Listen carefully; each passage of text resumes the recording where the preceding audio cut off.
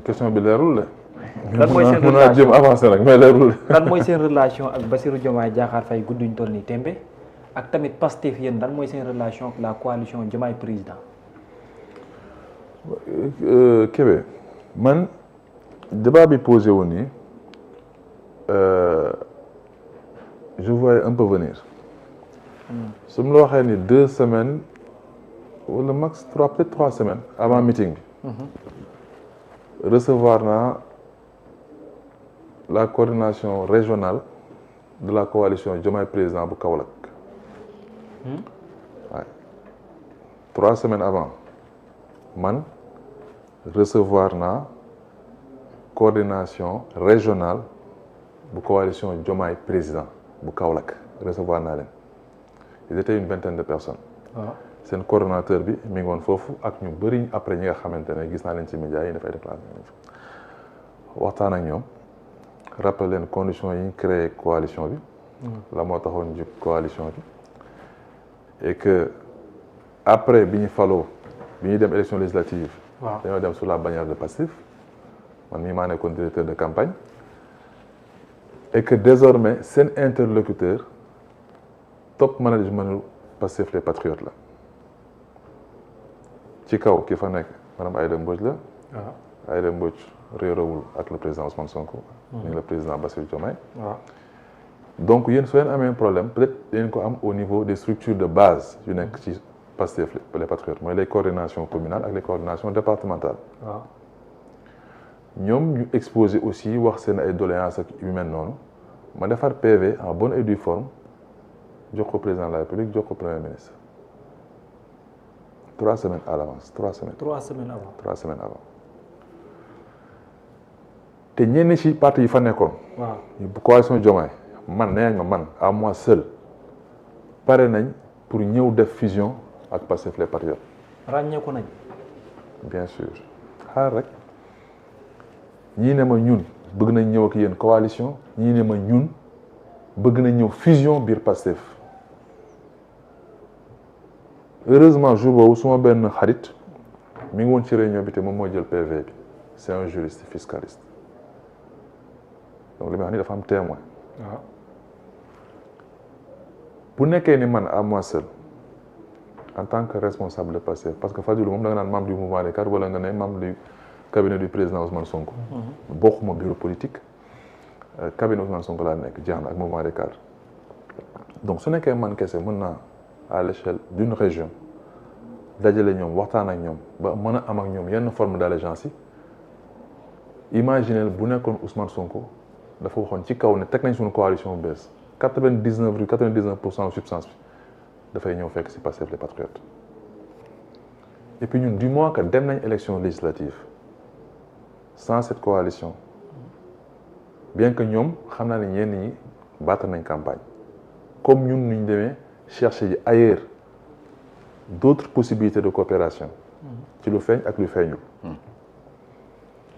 donc problème mu soxla coalition bay xeex ak moom nekku fi parce que justifié nañ ko sur le plan technique parce que dem nañ aux élections sans ñoom peut-être li nga xamante ne moom moo ci am mooy gouvernement yu coalition bi madame Aïda Mbodj moo ko yore à un moment donné ñu bëgg ko génne ci moom waaye aussi parti politique bi nga xamante ne mooy tirer coalition bi ñëpp xam nañ ne Pastef les patriotes la te sax coalition bi coalition Sonko président la tuddoon à la base waaye aussi defin bi ci niñ posé yenn actes yi pourquoi parce que tey buñ ne le président de la République membre Pastef les patriotes la moom moo joxe avalam pour constituer coalition est-ce que ñun loolu nekkul forme d'antagonisme ak disposition yi organisé ñun fonctionnement sunu parti est-ce que parti bi nangoo na nga nekk ci biir parti bi bokk beneen parti boo xamante ne il poursuit les mêmes objectifs que le parti Pastef les questions légitimes aussi se posent une coalition pour quoi faire yaa ngi dégg maintenant dans tout ça il y a des intermédiaires yu ci nekk le fait de sortir madame Aïda Mbodj nga xamante ne miente na ñoom bu yàgg parce que sunu collaboration moo gën a yàgg téeméer yoon sunu collaboration ak madame Mimi Touré au contraire Mimi Touré sax ba ñu Aïda Mbodj di jàppale moom mi ñuy sànni xeer bu méttee di leen wax ngeen leeral seen diggante ak MFDC. voilà ak seen diggante ak Adji Sarr. Adji Sarr ba pare nekkoon diggu APR il est caution de li xew foofu noonu yëpp ci période bi ñu ko kii yëpp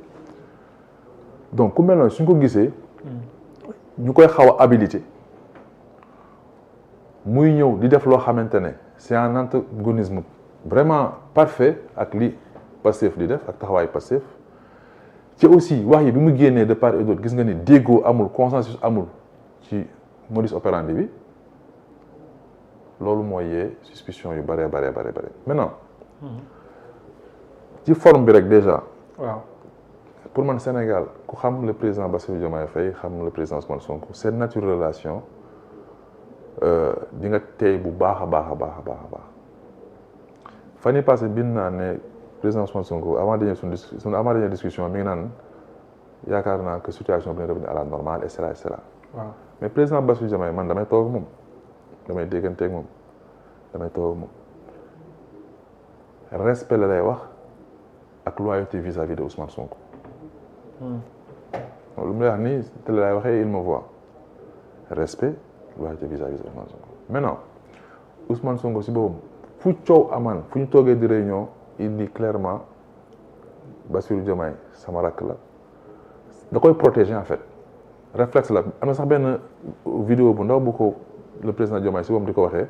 naan dafa am réflexe protecteur vis-à-vis de te loolu ñun lu ñu attesté la lu ñu xam la kii buy témoigner respect kii témoigner fële loyauté day tax rek suñu xel mën a demaat ci tey li président Ousmane Sonko wax ne scission dafa am entre le volet organisationnel et fonctionnel bi ma doon wax tànk ci cadre gouvernement ou gestion affaires de l'État ak sur le plan politique mais sur le plan politique les jeux sont très clairs que ni le président Diomaye Faye amatul ndombol tànk biir Pastef militant au Pastef la ba léegi ou pas loolu texte yi ñoo koy wax ak ñu yore administration Pastef est-ce que dafa habilité gis nañ ne madame Mimi Touré elle travaille sous la coupole du président d'après les informations qu'elle a rapportées et que par ailleurs il n'y a pas eu de démenti du côté du président de la République. Ouais, jusque-là. Donc nous li ñuy def ñun mooy nous sommes en passe de constater que sur le plan politique am na divergence am na waroo am na dëgg-dëgg différence bu am dans la conception des choses te tey boo déggee ni premier ministre waxee aussi wane na ni ñun de ñu ngi nii on n'a pas de souci ñu ngi liggéeyandoo projet bi engagement bi ñu ci am ak rigueur bi ñu ci war a demee ak ni ñu ciy liggéey amuñu benn problème ñu ngi yendu ñu ngi añandoo ensemble ñu ngi truc mais mun na am dans le volet politique purement politique am na yeneen considération yoo xamante ne mën nañu ko amee foofu moo tax man dama jàpp ne bi ma ci njëkk a wax j'ai parlé de position politique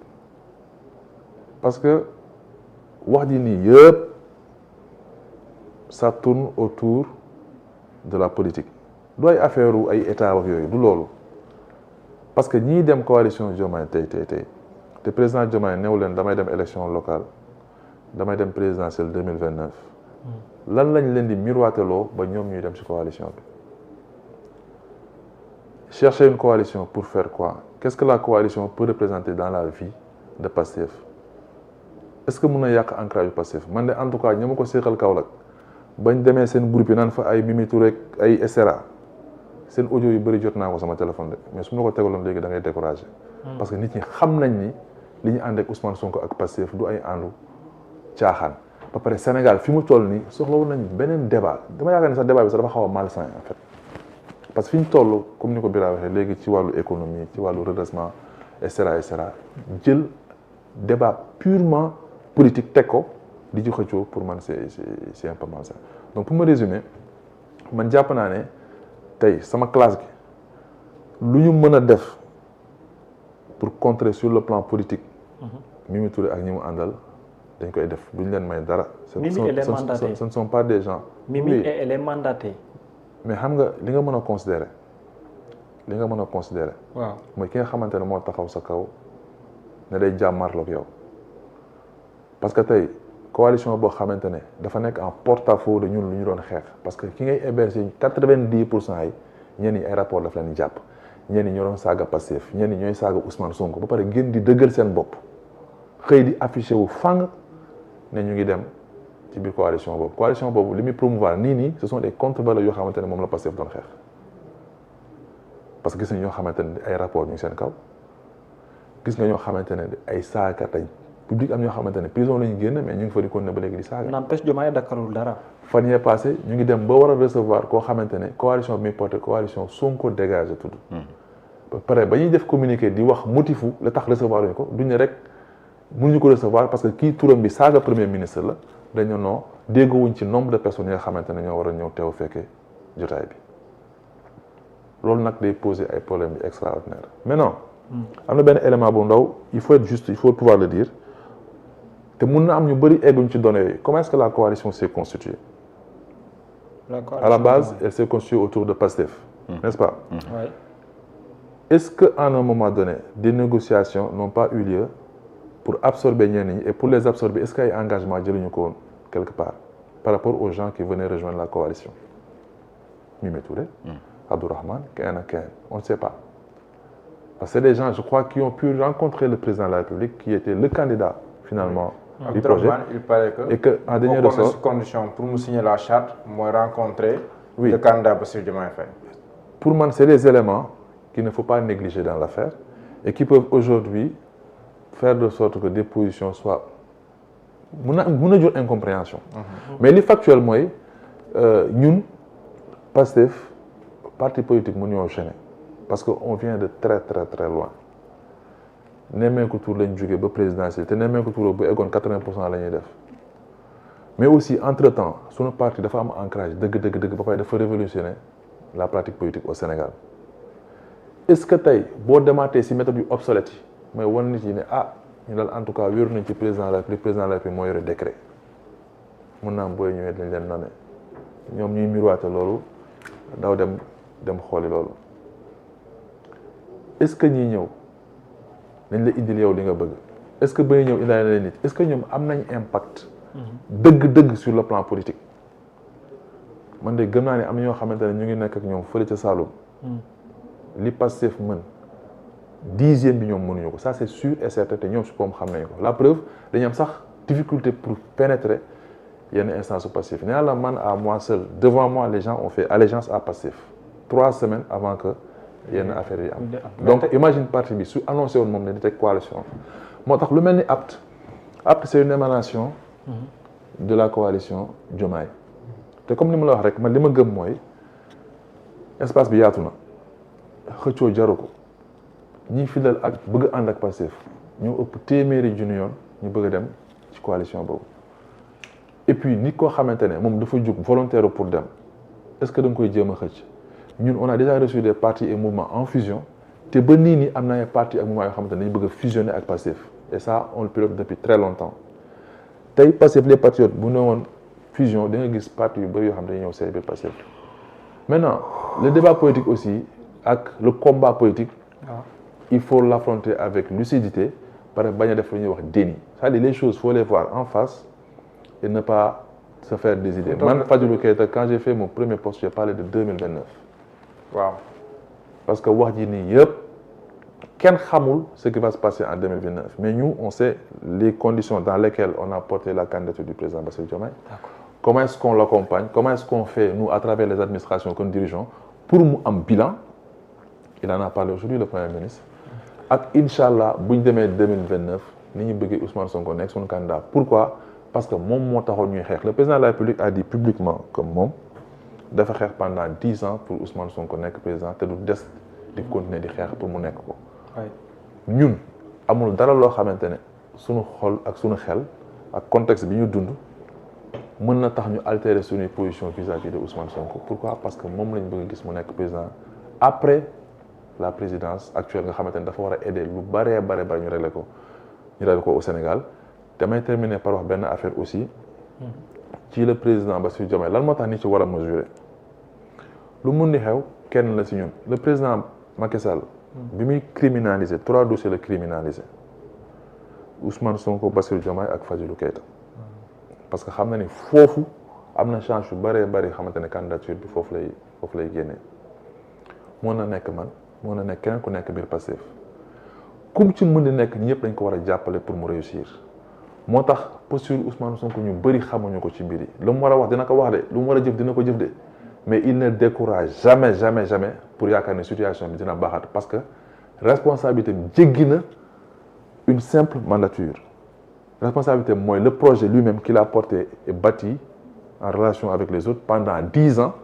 te mu war a transformer de manière systémique le Sénégal est-ce que da nga koy altérer pour des positions conjoncturelles et politiques warul altérer yow la nga gëm-gëm yi nga xamante ne mu nga porté moo tax tey il est allé jusqu'à dire que li may liggéey nii du pour Bassirou Diomaye Diakhar Faye mais li may liggéey man Sénégal lay liggéeyal et ça permet d'entrevoir et de s'inscrire dans la prospective que da yem kese si actes yi muy posé man par exemple j'étais directeur de campagne Mimi Touré a été directeur Mimi Touré gënuma ëpp ma performance c'est quelqu'un boo xamante ne sur le plan politique ma je sais que lu ma mën a apporter sama parti moom mënu ko apporter Bassirou Diomaye Faye man bi may bëgg Bassirou Diomaye Faye di ànd ak moom di fanaan ak moom ba fajar ñuy liggéey 4 heures du matin ñuy woo Ousmane Sonko naan ko lii ak lii mu jël xalaatam boobu ñoom ñëpp ñu dañ koy protéger tey nekkuñu fa woon quand on prenait des décisions courageuses mais wax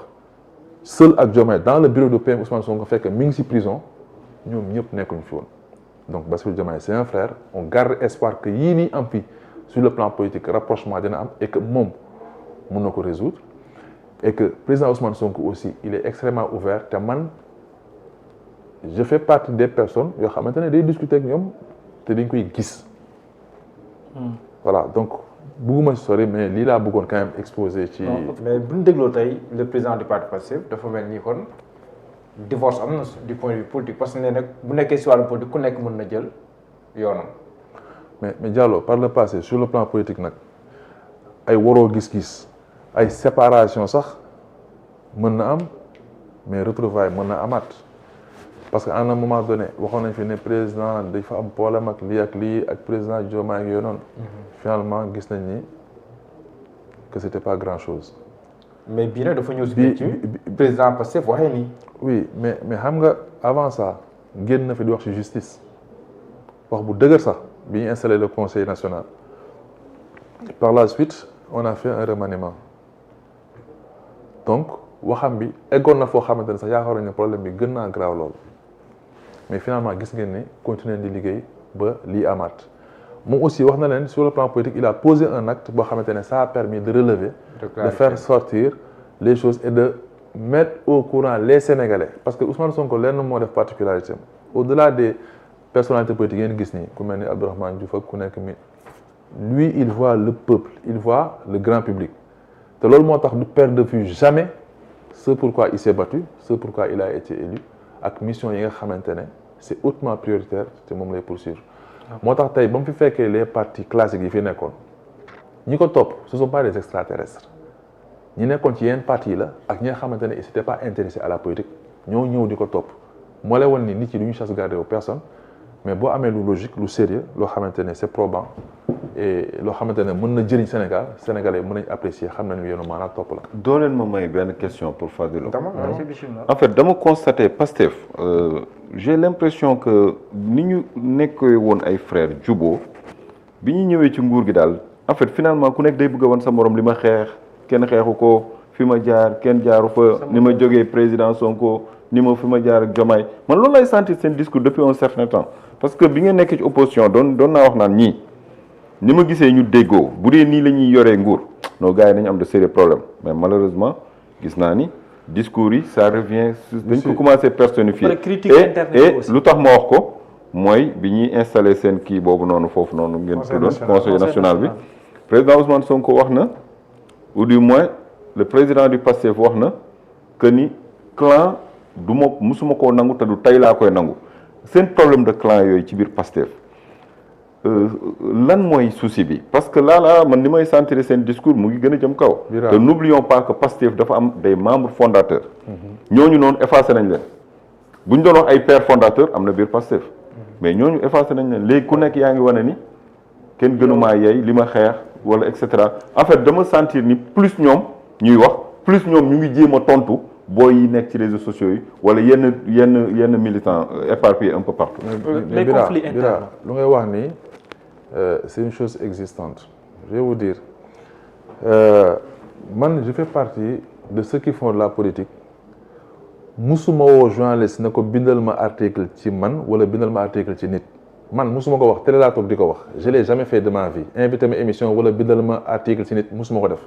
musuma ànd ak benn jeune bu nekk ci réseaux sociaux yi ne ko saagal ma diw wala songal ma diw man Fadilou Keita télé laay waxee musuma ko def musuma jóg dem ci Ousmane Sonko di yàq deru nit wala ma dem ci président Diomaye di yàq deru nit musuma ko def par contre ñëpp mënuñu wax ne nekkuñ ci loolu mais xam nga ne parti politique souvent baaxoo nañu bu ñu demee ba toog nit ñi commencé parfois di dund lu ñuy wax maanaam affaire parti au pouvoir maanaam affaire parti au pouvoir affaire parti au pouvoir groupe de pression lobby xeex kële diw daf maa bëgg a lii diw respecté wu ma diw xaaral ma lii ko loolu yàgg na ci parti politique te yaakaar naa ni le parti Pastef kenn épargne wu ko si loolu nous je vais donner un exemple dans le cadre de notre travail fan yee passé am na ko Mame Pathé génne di wax turam ñu koy wax bro mais il se réclame de Pastef mais fu nekk lay wër di wax ay informations erronées di wax lu dul dëgg si ñun di wax lu ko neex si biir Pastef man il m'a envoyé dans mon téléphone des informations de la CDC yoo xamante ne ancien directeur général yi la xam kooku mënoon nga ko porter plainte pour recel de documents administratifs mais li muy wax yépp soo ba ngoon ay fen la te pourtant fu nekk la wër di colmater jëlay information di ko jox ñenn chronique yenn kii pas chroniqueur influenceurs yi ñiy wër di wax fan yii passé mën ne Sonko nee na ma li mu bind non Sonko kenn musul wax ak kenn depuis 2 semaines man Sonko wax ma loolu 2 jours avant meeting bi toog naa ak moom wax ma gis de toog naa ak moom avant muy def déclaration bi woo na ma bañ jugee ci meeting bi déggante nañ 2 fois avec de longues discussions idem pour le président de la République toog naa ak moom avant après meeting bi fan yii passé aussi déggante nañ donc de quelle autorité nit mën a taxaw fale yow xamoo ni ki lu muy dund lu mu kii yow nga taxaw fee di wax see ko kasaaw mais man sama classe bi ay nit lañ yoo xamante ne il ne se plie pas devant qui que ce soit ku mun di nekk respect àndandoo liggéey c'est pour dire que man j'ai constaté que am na ñoo xamante ne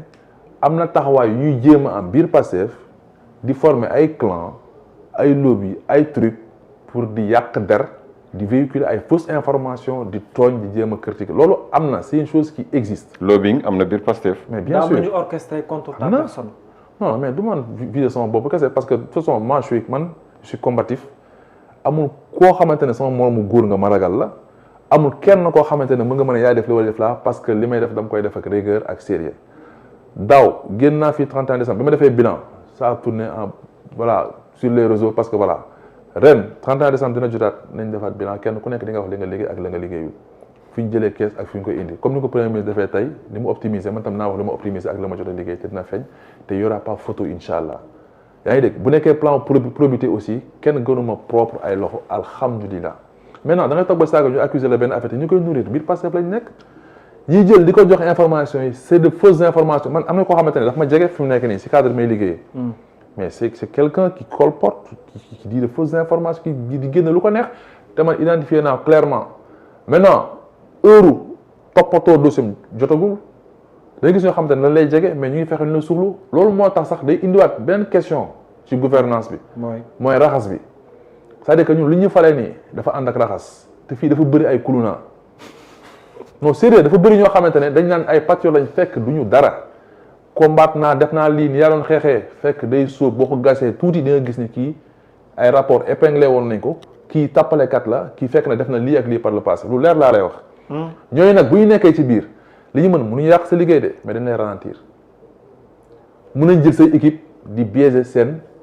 mindset fekk yow am na benn travail bu am solo boo def ñëw di biaiser équipe yi seen réflexion di golante di génne ay information di colporter de fausses informations tu sais état dafa am doole tey président Diomaye ak le premier ministre information bu ñu soxla pour xam si nit mën nañ ko xam sur le plan financier sur le plan même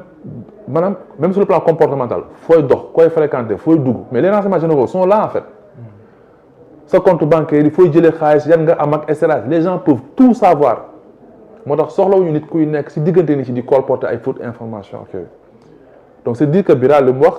moi aussi je l'ai constaté mais man li ma mën a xam rek mooy suma bopp je l'ai vécu parce que gis naa ñoo xamante ne ñu ngi travailler à ternir les images de certains am ñoo xamante ne aussi ils sont en quête de légitimité parce que bi ñu doon xeex dëgg ñoom xeexu ñu kenn xamu leen il veut rejoindre le combat ba pare nekk en pole position te pour ñoom pour ñu nekk en pole position bu ñu gisee ne diw dafa jege Ousmane Sonko foog ñu gor ko ba pare soog a mën a exister diw dafa jege Diomaye foog ñu gor ko ba pare soog man du président Ousmane Sonko du président Diomaye ñoo ma jalal dem fekk benn pacifié bi gën a ndaw di ko dóor yat wala may xeex ak moom du ma ko mës a def xam nga la moo tax ay doomu aadama lañ dafa am loo xamante ne moom la ñuy xeex mu nekk idéal te à la fin de la journée président Bassirou Diomaye comme président Ousmane Sonko kenn waru si gën a gore kenn da nga war a xool ñu nekk say nawle boo xoolee sa background sa parcours xam ne yow tey au même titre que ñoom tu as montré patte blanche tu as été sérieux tu as travaillé de la meilleure manière qui soit et que par ailleurs tu as fait des résultats fi ñu la teg mais loolu nekkul mooy animé ñëpp moo tax da ngay gis ñu bëri aussi dañuy teg jéego tegaat jéego dellu si nan non vraiment sa waay yaakaaruma woon nii la mel ak wol ma ko lii wol ma ko laa di commencé di indi ay tànku jubóo ak affaire yu mel noonu donc li bi laa wax man je constate que war nañ ci taxaw seetlu bu baax a baax bàyyi kuréel interne surtout que sur le plan politique am na yu commencé xew c'est le moment ou jamais de se rassembler man ku ma topp di ma jéem a gorof yooyu tu me dérange pas parce que xam naa ni mënoo ma def mënoo ma dara plan boo ñëw di nga fekk ma taxaw te moi j'ai peur de personne maa ngi sant yàlla waxuma ko pour rëy waxuma ko dara te billaahi wallaahi taalaahi j'ai peur de personne musuma ragal sama moroomu góor rëbës ba fa nekkee gis nga ñi fi nekk nii di bëri wax nii ak ñenn yi di wax nii ñun bi ñu nekkee rëbës ñun xam nañ ñan ñoo ñeme ak ñan ñoo doon taxaw di jooy xàccat jooy yaa ngi dégg ak ñan ñoo xamante ne jël nañ seen responsabilité ba mu mat sëkk donc du yii ay colmaté ay affaire yónni kële mu wax ak kii mooy ñun yooyu jaaxaluñu ñun bu ñu dundee ba heure bi dañ koy sante yàlla parce que suñu rakk yu bëri fekke wuñ ko man bi may taxaw di xeex dund ak naak ay DG parmi lesquels rakku Macky Sall ci boobu biir CDC j'avais un rang de directeur j'étais très bien payé j'avais un véhicule à 40 millions boo xamante ne carte plan la maa ko moom yaa ngi dégg jox ma këru CDC ma nekk situation yu baax lépp lañ teg di xeexi ba mu dem tëdd kaso bi ñu tëddee kaso aussi bu ñu neexoon ñu tëdd kaso parce que lu nekk ñëw na fa comme proposition pour truc les gens parlent de nos salaires de nos avantages tout ça ñun li ñu bañ si devant Macky Sall moo ëpp téeméeri yoon li nga xamante ne. ñu bëri nag foofu lañ lay attaqué parce que dinañ fàttali sa salaire ak sa indemnité et tout. Kébé débat boobu du ma si ñëwaat parce qu'on l'a déjà vidé dama joxe exemple rek ne la ñun lu ñu bañ devant Macky Sall lu ñu bañ am na ñu bëri ñoo xamante ne bu ñu si jotoon dañuy daw ba dëkk. avantage yi fi nekk nag ak salaire yooyu doomu aadama yi ñoo ko moom. d'accord bu ñu ko jotee dañ koy jël des liñ siy def. mais altérewul sunu ay gëm-gëm altérewul sunu pas-pas ak sunu ay convictions. mais Fadilou ragaloo divergence politique bi tàbbi si divergence institutionnelle entre le président parce que président parti bi aussi moom mooy premier ministre ragaloo mbir mi tàbbi foofu am beneen proportion bu gën a ngand côté politique kese. waaw xam nga appréhension bi ñu mën a am ci mbir yu mel nii mooy mu am dérapage. ba am fenn fu mu àgg. mais man comme ni mu la ko waxee rek yaakaaruma ni danañ mës a àgg foofu man Fadilou Keita te waxuma ko pour dara dama koy wax parce que loolu laa gëm loolu laa yaakaar mais loolu laa xamee ci ñaari nit ñi aussi parce que comme ni mu ko waxee damay toog ak président damay toog ak PM damay dégganteeg ñoom yaa ngi dégg kenn ku nekk da ngay wax ma dégg kenn ku nekk damay waxtaan ak yow. donc li ma xam man mooy président Bassirou Diomaye gisuma si moom agressivité boo xamante ne mën na tax mu xëy na day dégommer Ousmane Sonko mosuma ko gis yaakaaruma ko sama gëm-gëm la nag le premier ministre gisuma ne dina xëy radicaliser wu démissionner il a dit publiquement qu'il ne démissionnera jamais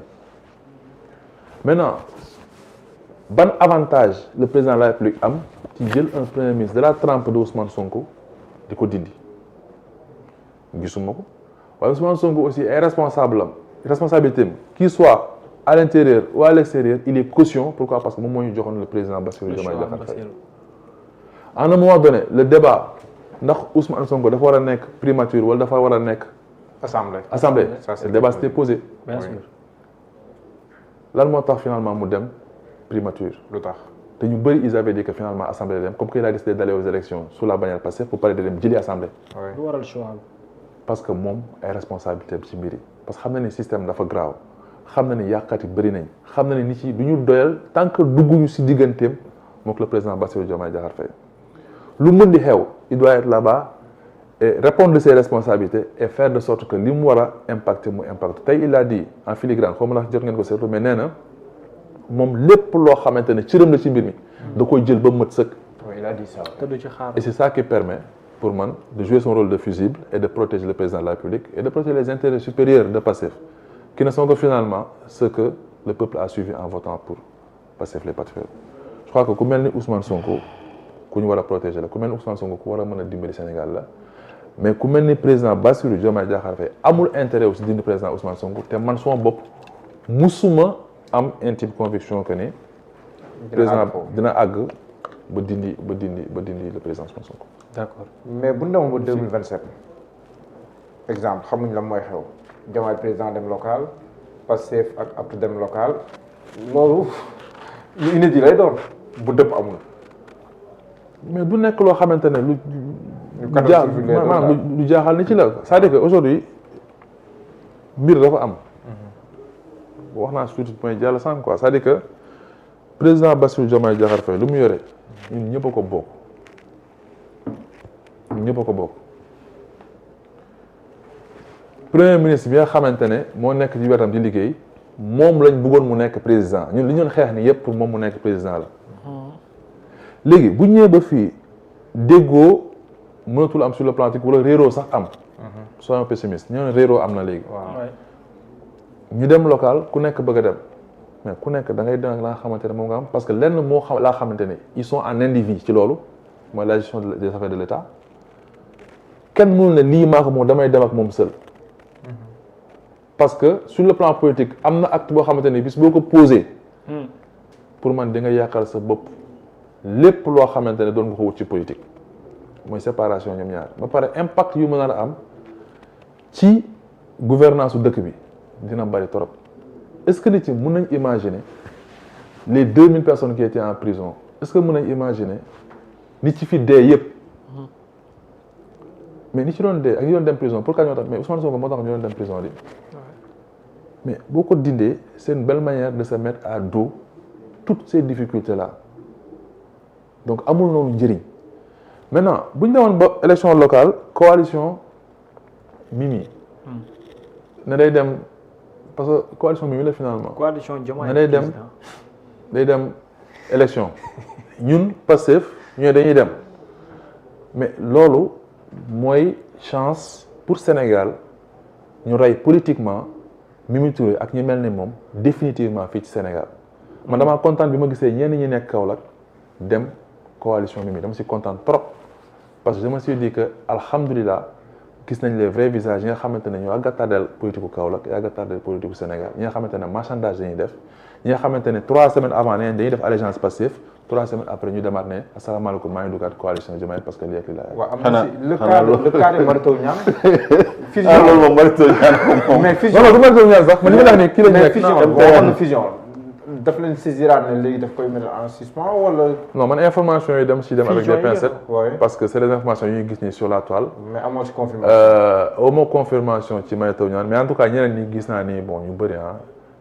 les Guirassy les Aïda Mbodj ñu bëri seen mouvement ak seen parti ak ñeneen ak ñeneen bëgg nañ kii te loolu yàgg na du léegi en fait. bëgg nañu. mais Fadilou bëgg naa ñu avancer tuuti Birame baal ma. da nga may may question wala. waaw non après di nga indiwaat question. non bàyyi rek mais après dama bu bëgg mu dee des si ci yow même ñëw sens si bi yow quoi. parce que Fadil am na une dernière question après. pour waaw tëjee après bu ñuy dem mais Fadil par rapport ak yow wax nga ne yaa ngi waxtaan ak Ousmane Sonko yaa ngi waxtaan ak Bassirou Diomaye Diakhar Faye mais dafa am ñaar yoo xam ne dafa taxaw ci seen politique bi ak yéen tam seen biir parti politique ñenn ñi ne Bassirou Diomaye Diakhar Faye moom c'est fini soppeeku na doon na beneen nit. est-ce que loolu constat boobu yow mu ngi ci yow beneen bi ci tegu aussi les Pastefien ñu bari dañ ne il faut que ngeen jël seen position avec courage. ñu bari sax dañ ne yow da nga yéex a génn cette fois-ci dafa mel ni big bi nga doon ragal wala yooyu moo tax nga yéex a génn. décret bi waaw. nan nga jàngatee exactement cette situation là. bon merci beaucoup xam nga comme ni mu la ko waxee rek dafa am ñoo xamante ne dañoo jël position soit nga ne man Diomaye laa faral président Bassirou Diomaye wala nga ne man président Ousmane Sonko laa faral. waaw loolu li koy indi mooy ñàkk a am accès si ñaan ñi. ñi ko def ñëpp kun amuñ lool. non ñi am accès si ñaan ñëpp koo xamante ne président Bassirou Diomaye day jël téléphone am wala foo nekk ñëwal ñu toog ñu waxtaan. lii ak lii moo xew lan mooy sa xalaat président Ousmane Sonko allo Fadilou lii ak lii ñi si am loolu duñ tëb a tëb ne dañuy jël position et puis jël position kan la arrangé en fait parce que jël position mooy militer pour la dislocation jël position mooy militer pour xajalo li tax Ousmane Sonko am posture bii nii c'est-à-dire que ba ilaa yawmi diin du mës a jël yenn décisions yi li tax président Diomaye di am lu bëri lu muy xool ba ilaa yawmi diin di jël même su amee lu ko mettre sur le plan politique parce que xala moo tax maanaam bu ñu acté césure Sénégal moo ci ëpp lu muy perte te ba ilaa yawmi diin def nañ loo xamante ne Sénégalais dinañ ko baal ba ilaa yawmi diin moo tax man lu ma concerne laa wax. sa poso nga yor daal.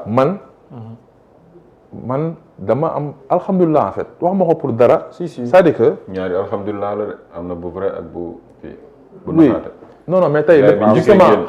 xam nga Pastefien yi tax non Pastefien yi ñemuñu li ñuy def tey pourquoi alhamdulilah Ousmane Sonko bi waxuñu ko si net bi alhamdulilah bu mag leen seen biir Assemblée nationale ñoom dañu war a dem bind alhamdulilah numéro 34 xaw ma numéro 35 am na kenn dama wax ba pare mu bind mu partagé ma bind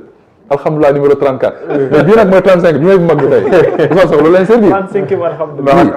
xam nga booy ñoom seen i xeer moom Sonko bokk si moom. voilà mais tey war nga ko defal alhamdulilah non c'est pour dire que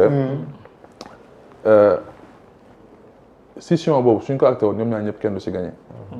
te y a pas maanaam egguñu foofu en tout cas li ñuy exposé li ñuy wane egguñu foofu léegi pour revenir à ma personne. waaw da nga yéex a génn ndax ragal décret bi. non xam nga décret moom man jamonoy Macky Sall suñu classe gi bu ñu bëggoon nekk ministre dañuy nekk ministre ñun président Macky Sall fu nekk la ñu wóolu yaa ngi dégg lu nekk la ñuy proposé parce que benn instant dañoo wax Fadilou tête pensante la wala lii la foofu à passif et cetera et cetera les gens nous ont courtisé loo mën a xalaat ñun on l'a proposé man nit mos na ma wane Macky Sall nee na jaral nga ko 1 milliard. billaahi wallaahi taala exemple la loolu ndaw la loolu dara. d'accord yaa ngi dégg kaa ñu jox lële jox ñu tur ku la neex ñu def ko si yow doo si feeñ sax et cetera man maa moom lii ak lii te nekkul sama tur exemple voilà donc yooyu yàgg nañu ko dund. yaa ngi dégg mais loolu nekkul loo xamante ne mun nañ si truc mun na tax ñu ragal suñu ay position man par exemple dama xam président bi de la république. waaw dama dund ak moom lu bëri. jamono yële paase daf ma wóolu ma ñëw ma dugg see mu ne ma tu sais Fadilou balaa ngaa egsi dama génn le document d'orientation stratégique 2019-2024 bi nga xamante ne ñoo fanaanoon di ko liggéey. président de la République. oui. mu la ko wax. oui mu ne ma gis naa ni étape yëpp benn bu nekk on les a franchis on a réussi à tout faire wala su ma gisee ñu naan ay créé Yewwi Askan ak yooyu les coalitions yi ñu ko war a tegee naka lañ ko war a tegee naka lañ ciy demee yëpp mi ngi woon foofu document bi su ma ko génnee day mel ni tey lañ ko bind ñoo defandoo boobu structuration. boole woon ngeen si lii nii. lii chapitre bii nii boole woon ngeen ko si. non mais ah dama ko circonscrire 2019-2024 la ñu wax. ok loolu dañu ko circonscrire. ah d'accord. document de stratégique la 2024. non 2019-2024 donc c'est dire que président bi dama ko xam c'est quelqu'un aussi koo xamante ne il me respecte beaucoup et que j'ai vraiment fréquenté wax naa fait temps passé ne am na benn jour à 5h52 du matin il m'a envoyé le discours du président Ousmane Sonko mooy suñu dernière fois ñu célébrer sunu anniversaire fii Sacré-Cœur. maa bind ma xawee joxe sama observation maa bind suuf président Ousmane Sonko ne ko on n'a pas le monopole du patriotisme ñu nekk si Macky Sall sax seen loxo bu setee nañ ñëw te le jour là il l'avait dit. loolu Diomaye le président Diomaye me l'avait envoyé. mais dañoo toog am lu xew si parti bi ma fekk ko si siège u kii wu inspecteur des impôts yi seen local. ñu toog maag moom bind texte wala produire quelque chose à soumettre au président Ousmane Sonko. wala comme ni mu la ko waxee ñu programme 2019 bi ñu koy jeexal on était 4 à passer la nuit pendant des jours pour terminer le programme yàgg liggéey ensemble en fait bi may nekkee nemmeeku tour bi ma nekkee leneen ak leneen on a toujours. c'est vrai. donc c'est quelqu'un que je connais très bien et quelqu'un qui me respecte beaucoup est-ce que kooku ak man sama rapport ak Ousmane Sonko nga xamante ne benn jour exemple ndaw Bakary Bathily bi nekk DG APIX. Ousmane Abdoulaye Baro bi nekk cabinet président. ak Djibi Gueye Ndiaye daf ñu woo restaurant jabaram benn jour Ousmane Sonko li mu wax ni yàgg na mu ne Fadilou ça fait 8 mois maa ngi demandé gars yi pour ñu bind document financement parti bi mais binduñu ko boobu léegi yaa ngi dégg ñu wax ne posé quelques trucs ma ne ko man document mën naa ko bind si 3 jours ñu yegg si guddi gi 4 heures du matin ma pare document bi draft bi xëy envoyé ko gars yi def seen observation sur le lendemain ma envoyé ko version propre bi mu dem wan ko waa COPIL bi neen Fadilou dama koy dugal sama cabinet donc depuis boobu maa ngi ci cabinet Ousmane Sonko def ma coordonnateur nemmeeku tour ñu def levée de fonds bi ensemble dem di wër Sénégal ba ni ñuy jàppee mu ñëw seet suñu Rebeuss taxawuñu ba ni ñuy génnee Guirassy c'est vrai que moom moo nekkoon directeur de campagne présidentielle bi mais caravane yi ñoo ko conduire en fait yaa ngi dégg ak yi fi jaar yëpp structuration étude organisationnelle ak document yu bëri yu fi jaar ba nit ñi dénkee directeur de campagne donc xam nga man sama relation ak Ousmane Sonko ku taxaw di si jéem a kii c'est-à-dire que xamoo nu mu demee en fait c'est une relation très très très profonde dama ko jàpp comme sama frère ma bokkal deret donc imagine Bassirou Diomaye qui était secrétaire général président du mouvement des cadres et préposé à la diaspora bu Pastef di liggéey ngay liggéey ak moom tous les jours mu xëy nekk président ci conditions yi mu ko nekk ak circonstances yi ko yàlla dogalee ak koo xamante ne il est là notre leader de parti constant sérieux te xamaloo ci kenn loo xamante ne voilà li nga mën mooy diggante boobu nga si wax jàmm di si dox jàmm rawatina il faut pas être plus royaliste que le roi man mi sama bopp je vous ai dit que après le meeting après publication lettre bi nga xamante ne dañ ne président moo ko signé yëpp en discutant avec le président Ousmane Sonko il m'a dit Fadilou man je crois que yëpp dina tassé wu parce que lii ak lii ak lii ak lii ak lii ak lii am na boo xamante ne sax jour bi muy jël service la il m'a appelé très tôt pour me dire que j'ai repris service ce matin j'ai repris service ñu waxtaan mu ne ma démb sax gisante nag président yooyu nee na ma wax demal nga xooli projet tel